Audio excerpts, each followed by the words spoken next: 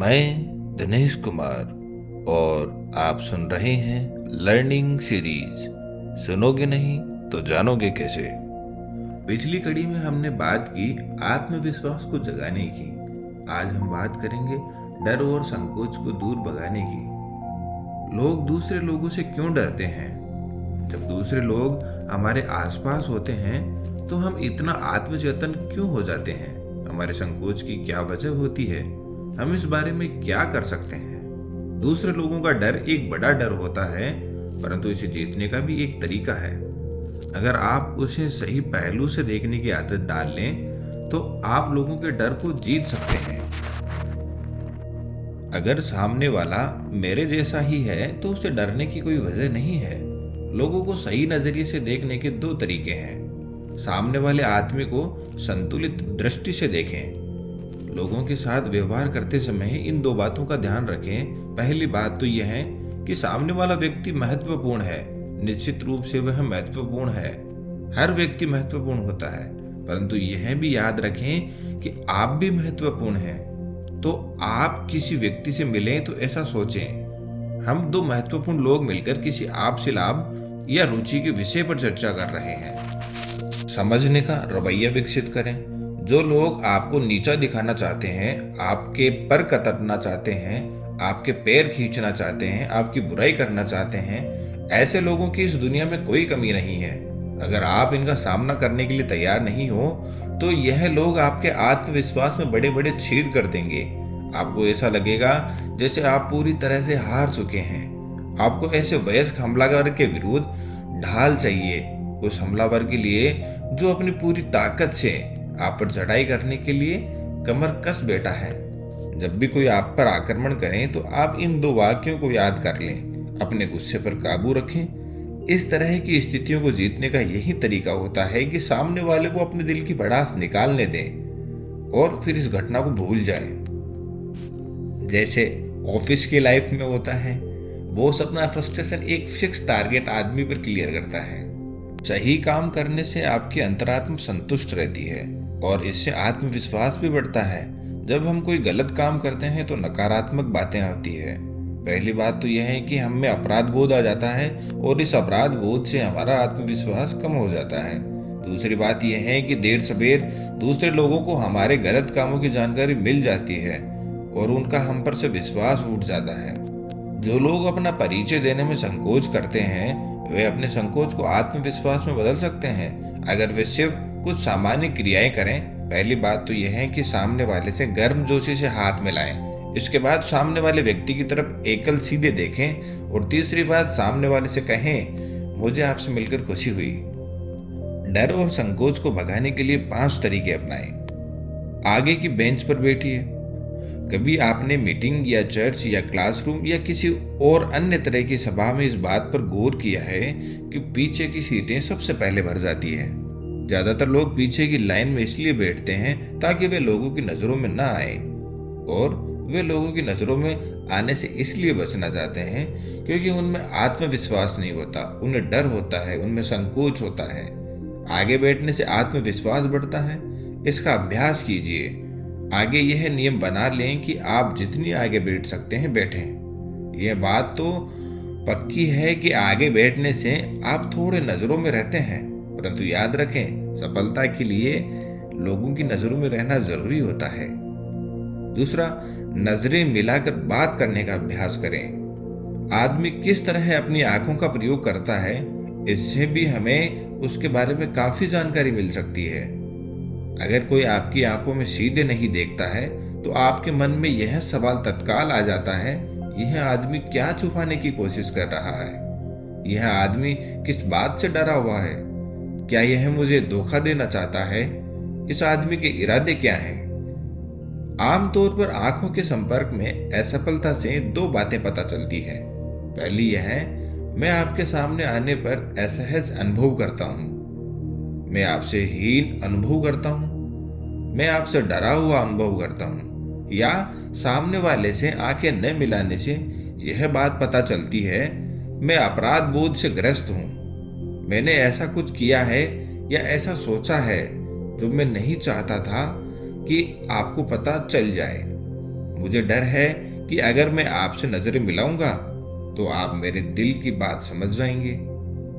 जब आप नजरें मिलाने से बचते हैं तो आप सामने वाले पर अच्छी छाप नहीं छोड़ पाते।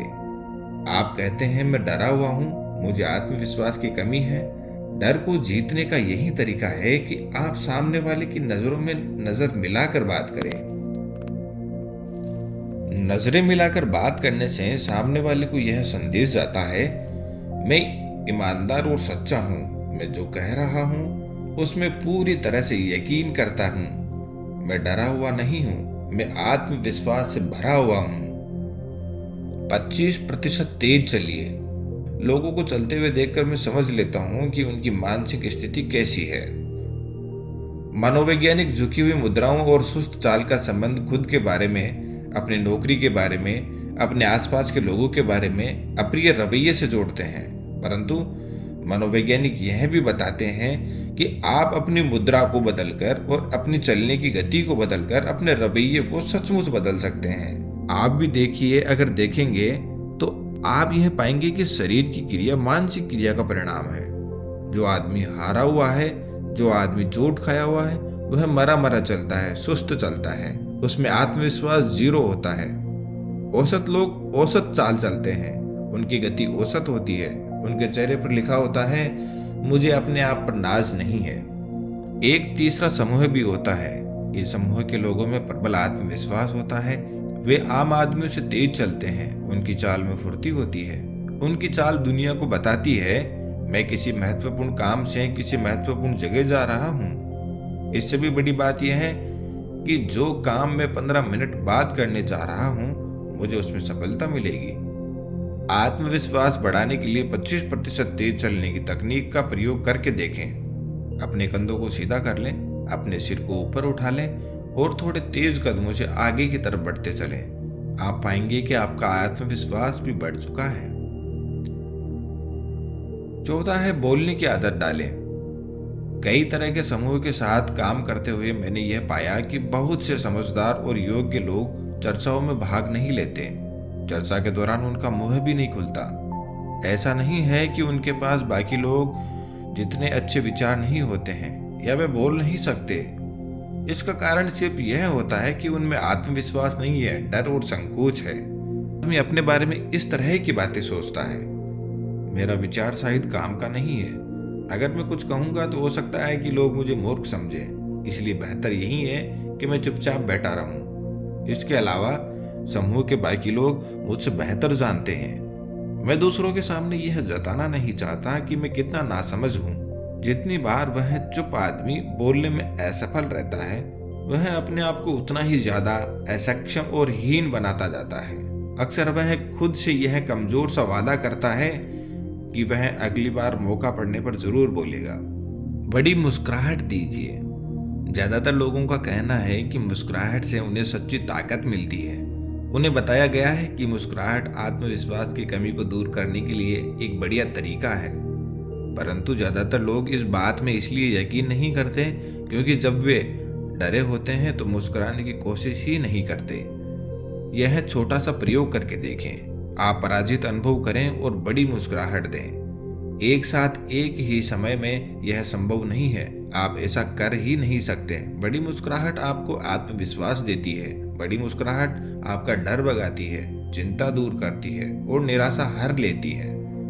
और एक सच्ची मुस्कुराहट सिर्फ आपके आत्मविश्वास को ही नहीं बढ़ाती, यह सिर्फ आपके मन में बुरी भावनाओं को ही नहीं हटाती। सच्ची मुस्कुराहट से लोगों का विरोध भी पिघल जाता है और यह तत्काल होता है। अगर आप किसी को बड़ी सी सच्ची मुस्कुराहट दें तो सामने वाला आदमी आपसे गुस्सा हो ही नहीं सकता। कुछ समय पहले की बात है, मेरे साथ एक घटना हुई जिसमें ऐसा हुआ, मैं चौराहे पर हरी बत्ती जलने का इंतजार कर रहा था कि तभी धड़ाम से आवाज आई। मेरे पीछे वाले ड्राइवर का पैर ब्रेक से हट गया था और उसने मेरी कार के बम्पर में पीछे से टक्कर मार दी थी। मैंने शीशे में से देखा कि वह बाहर निकल रहा था। मैं भी तत्काल बाहर निकल आया और नियमों की पुस्तक को भूलते हुए बहस के लिए तैयार हो गया। मैं मानता हूं कि मैं उससे बहस करके उसे नीचा दिखाने के लिए पूरी तरह तैयार था, परंतु सौभाग्य से इसके पहले कि मुझे ऐसा करने का मौका मिलता, वह मेरे पास आया, मुस्कुराया, और उसने गंभीरता से कहा, दोस्त, मेरा ऐसा कोई इरादा नहीं था। उसकी मुस्कुराहट और उसके गंभीर वाक्य को सुनकर मेरा गुस्सा काफूर हो गया। जवाब में मैंने इस तरह की बात कही, चलता है, ऐसा होता रहता है, कोई बात नहीं। पलक झपकते ही हमारा विरोध मित्रता में बदल गया। बड़ी मुस्कुराहट दीजिए और आप महसूस करेंगे एक बार फिर खुशी के दिन लौट आए। परंतु मुस्कुराहट बड़ी होनी चाहिए। आधी मुस्कुराहट से काम नहीं चलेगा। आधी मुस्कुराहट की सफलता की कोई गारंटी नहीं है। तब तक मुस्कुराएं जब तक आपके दांत न दिखने लगे। बड़ी मुस्कुराहट की सफलता की गारंटी पूरी होती है। मैंने कई बार सुना है, हाँ, परंतु जब मैं डरा हुआ होता हूँ या मैं गुस्से में होता हूँ तो मेरी मुस्कुराने की इच्छा ही नहीं होती। बिल्कुल नहीं होती होगी, किसी की नहीं होती। परंतु यही तो खास बात है। आप ऐसे वक्त भी खुद से कहें, मैं मुस्कुरा कर दिखा दूंगा। तो दोस्तों, इस कड़ी को आज यहीं समाप्त करते हैं। अगली कड़ी में फिर मिलेंगे एक बड़ी सोच के साथ। Okay, good bye.